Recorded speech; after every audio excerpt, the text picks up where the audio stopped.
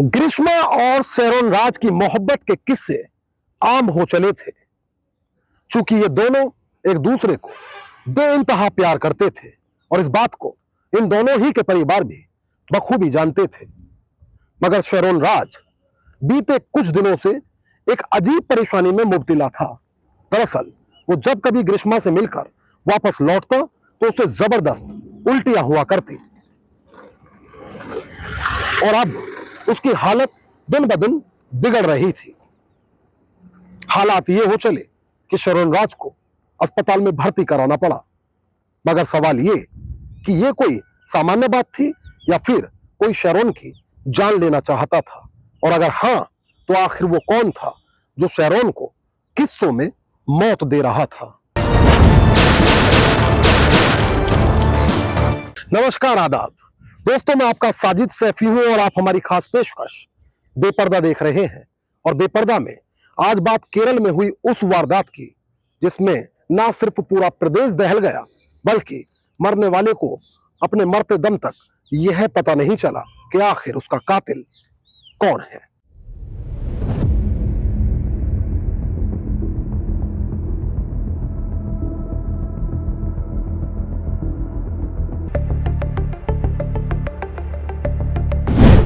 तारीख 15 अक्टूबर 2022, वक्त दोपहर के करीब 12 बजे, स्थान केरल का तिरुवनंतपुरम। आज शेरोन राज बहुत खुश है क्योंकि जिसे वो अपनी जान से ज्यादा प्यार करता है वह उससे मिलने उस ग्रीष्मा के घर जा रहा है। साथ में एक दोस्त है जिसे सफर भर वह ग्रीष्मा के ही तो किस्से सुना रहा था। दरअसल शेरोन ग्रीष्मा के साथ महज यही नहीं बल्कि आने वाला हर जन्म साथ गुजारना चाहता है, मगर उसे क्या ही मालूम था कि उसकी ये मुराद कभी पूरी न हो सकेगी। उसके जज्बात उसके सीने के भीतर ही घुटकर दम तोड़ देंगे और उसकी हर तमन्ना सूली पर चढ़ने वाली है, क्योंकि आज वो होने वाला है जो सभी के होशो हवास उड़ा देगा। खैर, तमाम राह ख्वाबों को बुनता चला आ रहा शेरोन का सफर समाप्त हुआ और वह अपनी मंजिल, अपने गंतव्य यानी ग्रीष्मा के घर पहुंचा।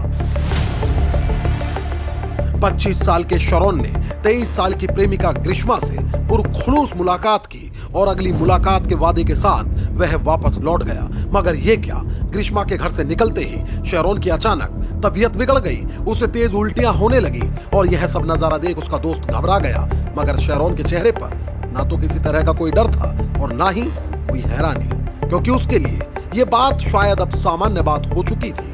दरअसल पिछले कुछ दिनों से शेरोन के साथ ऐसा होता चला आ रहा था।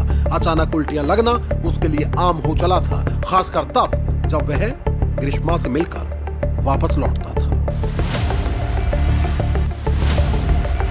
खैर, शेरोन के साथ आने वाले दोस्त द्वारा कड़ी मशक्कत के बाद शेरोन को मेडिकल कॉलेज अस्पताल में भर्ती कराया गया। उस वक्त तो डॉक्टरों द्वारा दी गई दवाई से शेरोन को राहत मिल गई, मगर उसके 2 दिन बाद शेरोन की एक बार फिर तबीयत बिगड़ी और इस बार उसे ना सिर्फ एक बार फिर अस्पताल में ले जाना पड़ा, बल्कि इस बार उसे आईसीयू वार्ड में रखा गया।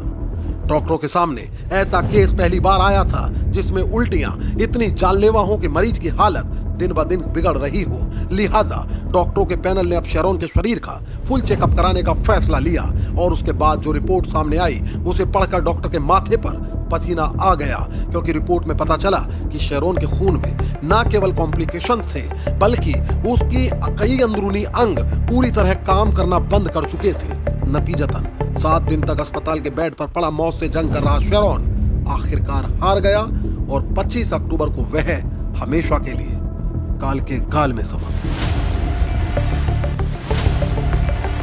दरअसल शेरोन ग्रीष्मा को इस हद तक प्यार करता था कि महज उसके एक इशारे भर पर उसे अपनी जान को फना करने में भी ना तो कोई गुरेज था और ना ही कोई मलाल। लेकिन जिस ग्रीष्मा पर शेरोन जान लुटाता था, उस ग्रीष्मा के लिए तो शेरोन महज एक मोहरा भर था। दरअसल ग्रीष्मा की मंजिल कहीं और थी और ठिकाना कहीं और। मगर बात अगर यहां भी खत्म हो जाती तो बात कुछ और थी। लेकिन ग्रीष्मा की शैतानी खोपड़ी में तो एक अलग ही खिचड़ी पक रही थी। दरअसल शेरोन को धीमा जहर देने वाला कोई और नहीं बल्कि ग्रीष्मा थी। वो ग्रीष्मा थी जो उसे पल पल किस्तों में मौत दे रही थी। मगर अफसोस दर अफसोस कि जब शेरॉन अपनी आखिरी सांस गिन रहा था, तब भी शेरॉन ने ग्रीष्मा को क्लीन चिट देते हुए शक के दायरे से बाहर कर दिया। अपनी आखिरी सांस तक शेरॉन भले ग्रीष्मा के साथ जीने की तमन्ना रखता हो, भले उसे लग रहा हो कि उसकी मौत का सदमा सबसे अधिक उसकी प्रेमिका को लगेगा, उसे लगता हो कि उसकी मौत के बाद ग्रीष्मा की दुनिया लुट जाएगी, मगर ऐसा नहीं था। क्योंकि शेरॉन की मौत के 4 दिन बाद यानी 29 अक्टूबर को जब शेरॉन की पोस्टमार्टम रिपोर्ट सामने आई, तो उसने इस कहानी के कई बुनियादी सवालों को सिर के बल खड़ा कर दिया।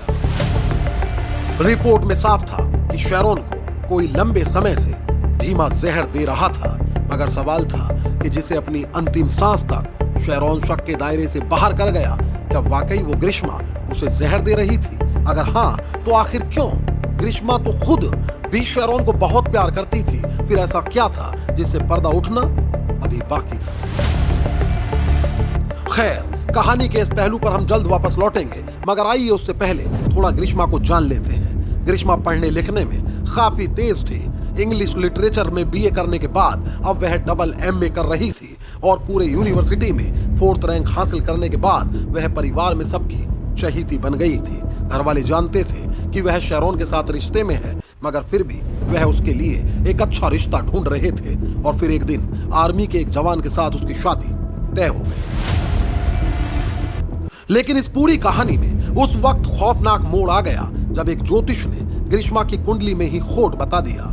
ज्योतिष ने कहा कि जिस किसी से ग्रीष्मा की पहली शादी होगी, शादी के अगले कुछ दिन में ही उसकी अकाल मृत्यु होना तय है। बस फिर क्या था, फौजी के साथ सुखी जीवन गुजारने का ख्वाब संजोए ग्रीष्मा ने पहले चुपके से मंदिर में शेरॉन से शादी की और फिर उसे किस्तों में मौत देने का सिलसिला शुरू कर दिया।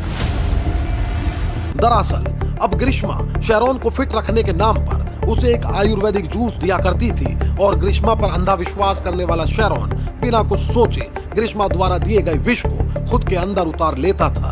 वहीं पोस्टमार्टम रिपोर्ट सामने आने के बाद ग्रीष्मा अपने गुनाह को छुपा न सकी और उसने खुद ही पुलिस के सामने अपने सारे राज उगल दिए। हालांकि कई मीडिया रिपोर्ट्स में यह भी दावा किया जाता है कि इस सब के बाद ग्रीष्मा ने खुद भी पुलिस कस्टडी में आत्महत्या की नाकाम कोशिश की थी, मगर पुलिस ने समय रहते उसे अस्पताल पहुंचाया, जिससे उसकी जान बच गई। फिल वक्त ग्रीष्मा जेल की कालकोठरी में अपने गुनाहों की सजा भुगत रही है। तो दोस्तों, ये कहानी थी शेरॉन राज और ग्रीष्मा की। इस कहानी को लेकर आपकी क्या राय है, वह हमें कमेंट करके जरूर बताएं। यदि आप चैनल पर नए हैं तो इसे तुरंत सब्सक्राइब कर लें। मोहित भाटी के साथ अमजद राणा, क्राइम स्टोरीज अड्डा। तो दोस्तों, फिल वक्त मुझे दीजिए इजाजत। लेकिन यदि आप क्राइम स्टोरीज अड्डा पर बेपर्दा के और भी एपिसोड्स देखना चाहते हैं तो हमारे चैनल को तुरंत सब्सक्राइब कर लीजिए, बेल आइकॉन दबा दीजिए और रिपोर्ट को लेकर आपकी क्या राय है वह हमें कमेंट करके जरूर बताएं। हमारा पिछला एपिसोड इसलिए लेट हुआ क्योंकि हमारा माइक खराब हो गया था, हमने माइक बदला है। इस माइक को लेकर भी आपका क्या फीडबैक है वो भी हमें जरूर बताएं। यदि आप चाहते हैं कि हमारे एपिसोड की सीरीज का सिलसिला आगे भी मुसलसल जारी रहे तो हमें सपोर्ट करिए, हमारे वीडियोस को ज्यादा से ज्यादा लाइक और शेयर करिए। एक और नई कहानी के साथ हमारी आपसे फिर होगी मुलाकात और क्राइम स्टोरीज अड्डा पर फिर एक नया चेहरा होगा बेपर्दा। तब तक के लिए आदाब, नमस्कार, जय हिंद।